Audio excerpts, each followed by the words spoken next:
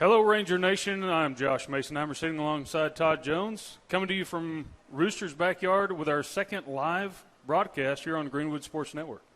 Today, Coach Hill is going to sit down with us, go over some highlights, talk about the Estacado game, and discuss West Plains and what he anticipates seeing from them.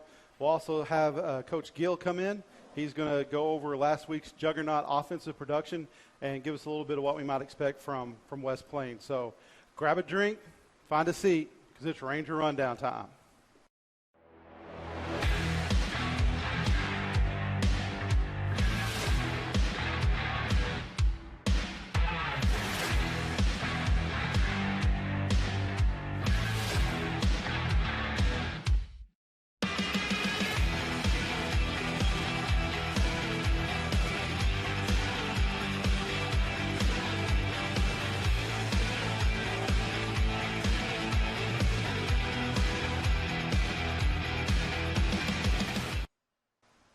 Well, with our first guest this evening, we have Coach Brian Hill. Coach, good to be with you tonight. Glad to be back. Especially on the heels of the first actual scheduled game. So let's get into it. Yeah, absolutely. So we were there Thursday night.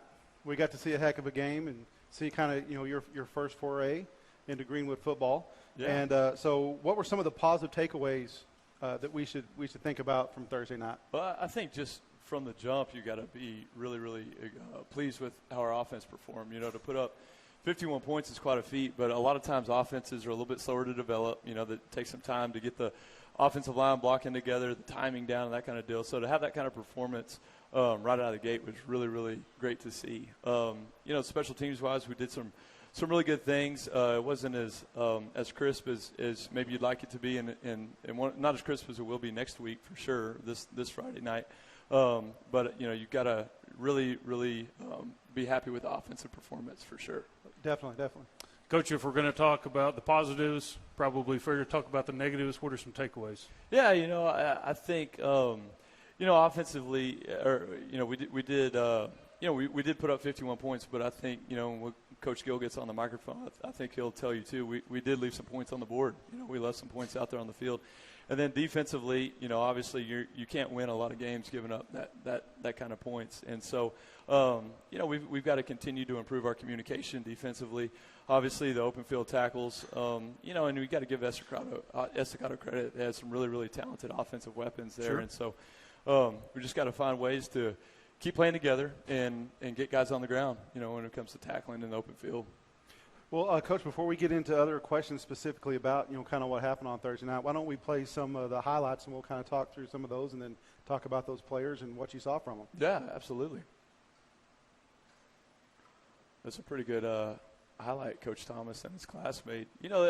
First I just want to give credit to their sophomore quarterback, Lincoln Madrid, in his first start. He came in, he plays with a lot of poise, he does a great job. This is a really well-designed play to get Cade Rowalt the ball on the edge, and I don't even think the Estacado defense knew he had it until he was 20 yards down the field. Cade's a really, really special player and did a great job on Thursday night. And then you can't say enough about Dylan Dominguez and the run blocking the offensive line gave him. Dylan's a threat to score anytime he touches the ball, and that's a great example of that right there. Tyson Smith, a guy that transitioned from the defensive line to a tight end, and great hands. You see him reeling in a tough catch there on the sideline, and again, just a great, solid, and hard run by Dylan Dominguez right there off the edge.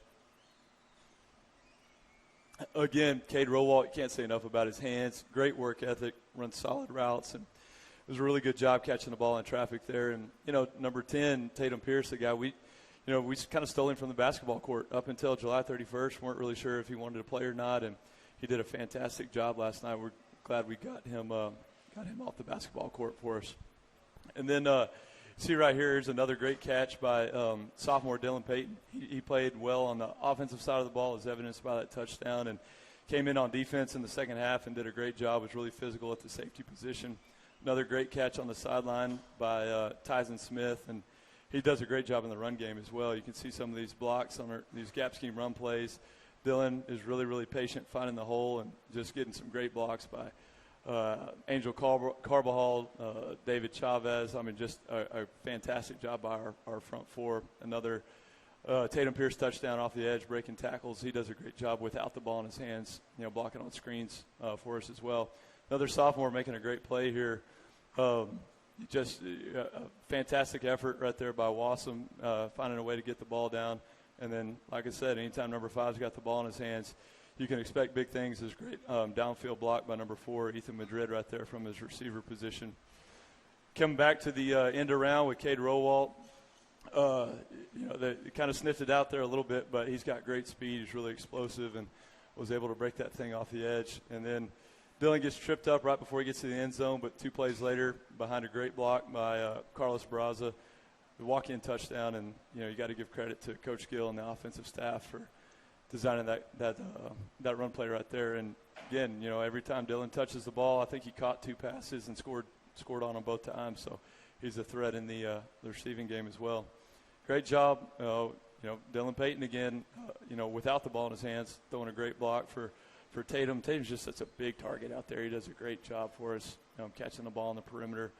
Great timely throw from our sophomore quarterback again to, a name I'm sure you call quite a bit, Cade Rowalt there. So offensively, it was a great night for us, and, we played with some great effort defensively. There's obviously some things we've got to get cleaned up, but we're excited about the effort for sure. I agree, Coach. Some of the observations that Josh and I had up in the booth on, I want to say Friday night, but on Thursday night was, in prior episodes you talked about the receiving group. Yeah. And, man, you want to talk about guys, I think I mentioned a couple of times, I know Josh did, about how they were just one unit fighting for each other. Yeah. And, I'm going to block for you, you're going to block for me, and those guys just, they were holding blocks and getting downfield, and, some of those guys are sophomores out there doing that. So, I mean, that was one of the things that I saw that I thought was pretty impressive. Well, you talk about, Coach Larry Galindo. We talk about the assistant coaches being the head coach of their position group, and Coach Galindo does a fantastic job. That whole receiving core is completely unselfish. And that's what it takes to be a good receiver. You obviously want your catches and your yards after the catch and all that kind of stuff, but as a unit, they block really well for each other in the screen game. You saw, a couple of clips of Dylan Payton and Tatum Pierce getting blocks on the edge in the run game for Dylan Dominguez running the football, and Tylen Booker and those guys. And so they do a great job without the ball in their hands. And for a receiver, that's as important as what you do with it. So really, really pleased with that group for sure. So specifically, what are you looking to improve from last week to this week against West Plains? What are some areas that you really want to see improvement in? Well, I mean, I think we hit on it a little bit. The communication defensively. Some of the calls, if we had executed them the right way, I think we would have been a little bit more successful, on the defensive side of the ball. But the thing that I was most proud of, and the thing that we've got to continue to preach, is our effort. We scored 15 points in the first half and ended up with 51. So I think that the effort was there. That we never quit on either side of the football. And I think the other thing is the improvement you see from week 1 to week 2 is going to be the biggest jump we make all year. Especially with, I think we played 8 sophomores, started 7 of them, and so those guys, they're not rookies anymore. They're veterans. They've got 4 quarters of football under their belt. And so I think the improvement that class specifically is going to make is going to be pretty monumental, and we're excited to see it Friday night. Okay. Coach, appreciate the rundown from Lowry Field last Thursday. Looking forward to West Plains this week at home. What do we expect specifically for them? Very, very well coached. Very, very well coached. Coach Adam Cummings is their head guy. He does a great job with that staff. It's a new program. So, last year they didn't really have any seniors, maybe 1 or 2. And this year they're loaded. I think they're starting 10 seniors on defense. And so they're going to be well experienced. They give great effort getting to the ball. It's a really talented 3-man front. Defensively, they play a lot of split field coverages, but they give just great effort. Offensively, they're going to be extremely multiple. A lot of 4 wide receiver sets, a lot of 1 and 2 wide receiver sets where they're really pounding the ball downhill. But really well coached, multiple on offense, and give just great effort defensively. It's going to be a pretty good challenge. In one of the polls, they're picked to win the region, so they've got a good squad. They feel confident about it, but we put together a good game plan, and we're excited for the challenge in the home opener. Well, we got to watch them last year a little bit, and they do have a gunslinger at quarterback. That quarterback was a freshman last year, and there's no telling how much he's progressed since then. So I know you've got some things that you're looking at to take to them defensively. How do you think they will attack us specifically, offensive and defensively? What should we look for? Yeah, well, if you just go back to the Estacado game and with one game to look at is, what they have. Estacado had success running the football, so I would obviously expect, some of that early. And so we'll cleaned up some run fits and, just making sure we're assignment sound in the run game. And then, defensively, everybody's got their own version of pressures to mix things up. Again, especially early on to keep you on your heels a little bit. So Coach Gill and Coach Whitehead do a great job with our offensive line picking up some of those exotic pressures, and then we'll be ready to obviously stop the run defensively. So we'll be ready to go. Coach, Coach, last week we talked about the size and speed that Estacado typically has every year. Had no idea, only their defense cramped up. But, looking forward to West Plains, what are some keys to victory there? Honestly, if we go back last week, we talked about taking care of the football, not turning it over, and then defensively you got to create some turnovers. And we were net negative in the turnover margin last week, so we've got to find a way to be net positive this week. We've got to hold on to the ball and then force some turnovers on defense. When we get in the red zone, we can't allow them to score, and then similarly, when we have the ball in the red zone, we've got to put points on the board. We've got to come away with 6 or 7 and not 3. And then obviously, last week, the special teams wise, we didn't play poorly necessarily, but they got their onside kick and we didn't. We weren't able to execute our fake punt, right before halftime there. And so, we've got to win the special teams battle. And so I think those 3 goals doesn't really change week to week, but you saw we didn't get it done last week, and we're going to have to on Friday night. Love the design of the fake punt, the fake kickoff. Loved it. Well, I think you have some speed coming off the side. They're on defense. They should probably give us some opportunities to take the ball off for the kickers. So we're going to we've worked hard on special teams. We just want to make sure we're sharp in it and got all our bases covered. And early in the year, it takes a lot of time out of the schedule, and so we've committed to that. We want to be sharp, and I think we will be. There was just a couple plays that it was just seemed like the timing wasn't there, the confidence wasn't there. Yeah. And I just think your special teams are just, they're just that half second away from some big plays. Yeah, we really were. If you look at, Dylan Dominguez again returning the football on our kickoff return team, we're maybe one block or half a step away from returning 2, if not 3 of them for touchdowns. And so that was something that gave us a lot of excitement. We were able to show, if one guy does, this a little bit differently, it's a touchdown. And so I think we've got a pretty good scheme special teams wise. And, early in the year, you're going to have a few hiccups. And so it was good to see some live reps and improve upon that on Friday night. Okay. So in years past, Coach, one of the things that we witnessed, and sometimes it was frustrating, is that we would have a big play or have some success, and then we would have an unsportsmanlike penalty or an unnecessary roughness type penalty type deal. And I think in the game against Estacado there was one. Yeah. And to my opinion, probably was a penalty, but it was an effort penalty. It wasn't any other type of mental lapses. So what are your thoughts on those kind of penalties, and how do you coach your kids that actually pick up one of those and kind of steer them maybe away from that? I think what Todd's trying to say is we probably deserved it, but it was well worth it. Well, as a coach, you're never going to applaud penalties. You're never going to think that's acceptable in any form. But as a defensive coach, you're going to get, if you're playing hard, you're going to get one offsides penalty a game. Guys jumping because they're excited to go rush the passer. So you're going to get some of those. The one the other night, it was he was getting after it. It wasn't a late hit out of bounds or anything flagrant or malicious. It was one of those deals that he was just giving phenomenal effort, and that's something that we you can't applaud the penalty, but you can applaud the effort getting there. And sure. So we were excited. It goes back to we put up 15 in the first half and finished with 51. And defensively, we had some miscues here and there, but we never quit. We played hard, and so that's something that the effort part. It's you point it out when you see it on film. You point it out when you don't see it on film, and I think if anything, we can definitely be proud of the effort we gave offensively, defensively, and in the special teams last week. Sure. Coach, maybe not the end result that we were looking for, but coming out of the second half after those 3 turnovers, it seems like nobody gave up. All the kids were still working together, and that means a lot. And got that game back within 2 touchdowns when it probably would have been easier just to roll over. So shows a lot of heart, a lot of effort for those kids, and I appreciate you saying kind of that, what you man. guys are pouring into them. You got to have some pride in your performance, and I as a staff, we love coaching this group of guys. We really do. They come to work every day. We got great attitudes every day, and we like you said, we didn't get it done Thursday night, but we're excited for the week to come and the next 9 games plus some. We really are. It's a great group, and the only thing I regret is I've lost my voice. I can't really talk. So I'll improve on that next week for sure. Well, Coach, we'll end on that note. We appreciate you sitting down with us. Next up on Ranger Rundown, Coach Gill is going to come in, talk some offense. So you guys stay with us on Greenwood Sports Network.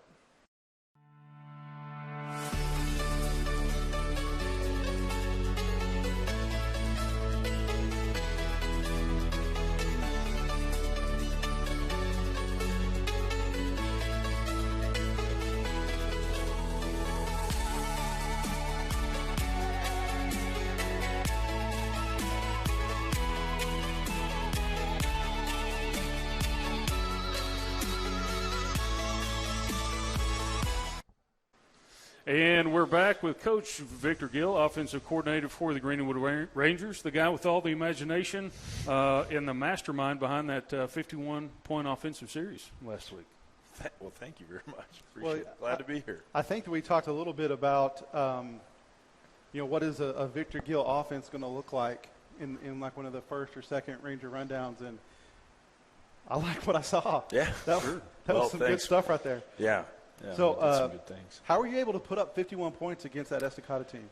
Well, I think the easiest answer and the quickest answer is that you get the ball in your playmakers' hands, and that's the number one job, and we're very fortunate to have quite a few of those on the offensive side of the ball for sure. So, okay. Coach, after watching film, what really stood out to you? Well, I think from a player perspective, I think guys like Tyson Smith did a phenomenal job. He's a guy that, we asked him to do a lot. He ran, I think, 3 vertical routes, and then he turns around and he comes back and he's digging out a 270-pound DN on power, and he, I think, had 3 catches, something like that. So he did really well. Coach mentioned it, our receiving core, I think we had 4 guys catch a touchdown, 4 different guys catch a touchdown, and only 3 got credit for it. Ethan Madrid caught another one in the end zone that we watched on film. Got 3 feet in, but was called out. So, I'm not sure we had the replay for that one. Yeah, but, we were with you on that. Yeah, absolutely. Was that when they called that he was juggling it out of bounds? Yeah. That was a bad call from 50 yards away. Pretty clear on film. But, we saw Tatum Pierce take one in, take a little now screen in. Dylan Payton take the shallow in. And those guys did obviously a phenomenal job for us. You mentioned Tyson Smith. I think we threw more receptions to Tyson than we threw to tight ends the last couple of years combined. Is that so right? all the games. So like to see those the blockers getting in on some of the fun. Absolutely. Very versatile. We'd watch Javier Lopez running wild and free, 6'3", 215 pounds, and never could quite seem to get the ball to him. But so it was good to see the tight ends being utilized some. Yeah, absolutely. Obviously, Coach, that was a very impressive showing. But sitting next to you in the box, I know that you weren't 100% happy with what you saw. So, is there something specifically that you feel like you want to see improvement, from last week to this week? What are some of the things that you really want to see the guys kind of pull themselves up and do a little bit better? Yeah, I think first and foremost is the 3 turnovers. You got to address that. It's going to be hard to win games no matter how many points you put up if you're turning the ball over 3 times. So that, first of all, and then the pre-snap penalties really cost us a couple of times, put us in some bad third down situations, and then we're in 3rd and long, and I think we were 5 of 19 on 3rd down. So, we scored 51 points, but we've got all these things that we need to address, and it gives you a lot of hope, though, for the future, and you can find a way to spin it positive a little bit. But it's, something we've been working on and focusing on today in practice and throughout the week. Okay. Coach Hill briefly brought up the the amount of sophomores starting on this team. Let's kind of dig into Lincoln Madrid, Jaden Colbert, and Dylan Payton. What are your thoughts there? Unbelievable job by all of them, obviously. Lincoln, anytime you throw 5 touchdown passes in a game, you had a good performance. The thing, though, that impressed me the most was, he had, I think, 3 or 4 plays, kind of sophomore plays, and a couple of mistakes, but he came back and he had the next play mentality. He was very even keel, and he came back and he would throw a touchdown pass, make the right read, get us in the right checks.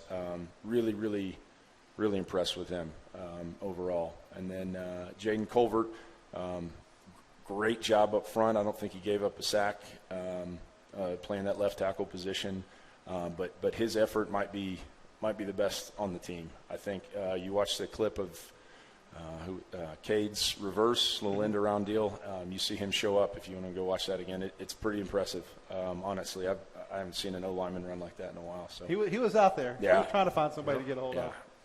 Yeah, it was pretty good. And then obviously Dylan Payton scoring on 1 reception. I think his stat line in the last 2 scrimmages and game, he's got 3 balls for 3 touchdowns. So that's going to be on me to find ways to get him the ball for sure. He's very, very productive, very fast, and works his butt off as well. Yeah, he does a good job blocking too. Yes, he does. Like I said, I was blown away by the way those receivers got after blocking for each other on the screens and different things like that. You could tell they were all about their teammate, and that was awesome. 100%. Yeah. And he's a guy that's playing both ways on top of it. So that kind of effort is going to take us to some good places for sure. So thoughts on Dylan Dominguez and his performance? Yeah. 4 touchdowns, I think, 2 rushing, 2 receiving, 2 receptions, and 2 touchdowns. So anytime you have a game like that, it's pretty impressive, but really not surprising. I mean, he's a kid that works really hard in practice every day. He brings it. I've got to pull him out of scout team. Like, he is everything for the team, and I can't say enough good things about him and his work ethic and his character for sure. Kind of building upon Jaden Colbert, we've got 4 other offensive line, the senior veterans. How about their performance? Yeah, did really well. Chavez, Carbajal, Salinas, those guys up front did a really good job. Carlos Barraza probably played the best out of all of them, but they fought really hard. Effort was there. They saw a lot of new fronts, different exotic pressures. They brought a lot of stuff throughout the night, and stuff they hadn't seen, and still were able to be level-headed and execute and communicate and be physical up front. Yep. Man, it was a great showing for the offensive line. And I know we talked about Lincoln and Dylan and these guys and stuff like that, but when you see videos of Dylan running right up the back of an offensive lineman that's 6 yards downfield, taking his guy from the line of scrimmage into the linebackers, and he's not even touched. It's just amazing to see the level of effort that you're getting out of that offensive line. Absolutely. And you do not put up 51 points without an offensive line coming up and playing the game. So the job that you guys and your staff have done with them this year has been really, really, really, really impressive. Well, thank you. It's like I said last time, that we have a saying, that we go as they go, and if they're going, then we're doing good things for sure. Yeah. So. What do you expect to see defensively from West Plains Friday night? Coach Hill hit it on the head. They're a very well-coached team. They're going to bring, 3 down. They're going to bring a lot of edge pressures. They communicate really, really well in the back end. The front 7 have phenomenal effort running to the ball, but they have a lot of coverage checks and do really well communicating, and we're going to have our work cut out for us for sure. Well, Coach, one thing that we talked about on the broadcast last week, and it's a positive change that we both feel strongly about, is you being up in the booth calling the plays. We get a little bit different vantage point rather than, trying to look over everybody else on the field. You see some mismatches. So what led to that change? Well, I think, I feel pretty strongly about it. I think you can see the game better, and it's a clearer picture, like you said, but it's objective as well, and you're not getting kind of caught in the emotion of the game a little bit. I mean, it's a quiet, clear picture. This is what happened. This is what we need to do. This is what the coverage did. All those kinds of adjustments that you got to make in the game are much easier to do, in my opinion. up in the booth. So Well, it doesn't slow your emotion because you were right next to us Thursday night, so we could hear you. I hope the mic and wasn't we too loved hot, it, but, no, no, we couldn't hear you. we certainly enjoyed but it. we could definitely tell that you were animated, which was great to see. good. Yeah. With you being in the press box, how do you communicate, with Lincoln or those other guys? Do we have a headset there that we're talking through, or is it just through Coach Galindo or? Yeah, so it's a mixture of both. I mean, first of all, we have a phenomenal offensive staff, and I will go through, I'll call it to our signal caller, and we'll get things communicated. After the series, I'll talk to each coach, position coach specifically, and we'll all kind of meet, and then they'll talk to their position and get everything kind of squared away. And then on a kind of case-by-case basis, we'll have a kid put on a headset if I need to talk to him directly or something like that. But most of the time, it's going to be through the position coaches. So. Okay. Good. Well, Coach Gill, we appreciate you coming and sitting down with us for our live show again at Rooster's Backyard. We'll hear from you at the game Friday night. Yeah, hope so. For Josh, Coach Thomas, and myself, we appreciate you guys turning into Ranger Rundown, and we'll see you next time on Greenwood Sports Network.